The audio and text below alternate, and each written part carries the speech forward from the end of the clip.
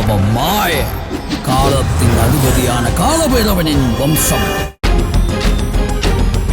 ஈரோடு மாவட்டம் கோபிச்செட்டிப்பாளையத்தைச் சேர்ந்த ஓய்வு பெற்ற அரசு அதிகாரி வெள்ளியங்கிரி என்பவரின் மகனுக்கு வருமான வரித்துறையில் வேலை வாங்கி தருவதாக கூறி 20 லட்சம் ரூபாய் மோசடி செய்ததாக அரசு போக்குவரத்து கழக ஓட்டுநர் சாமியப்பன் கைது செய்யப்பட்டார்.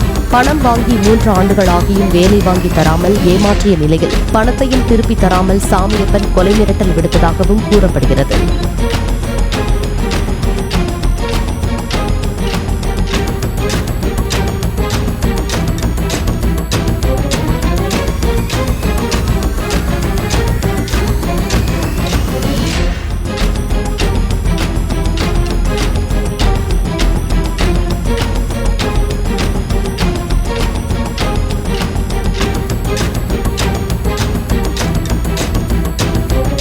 அவன் மாய காலத்தின் அதிபதியான காலபைரவனின் வம்சம்.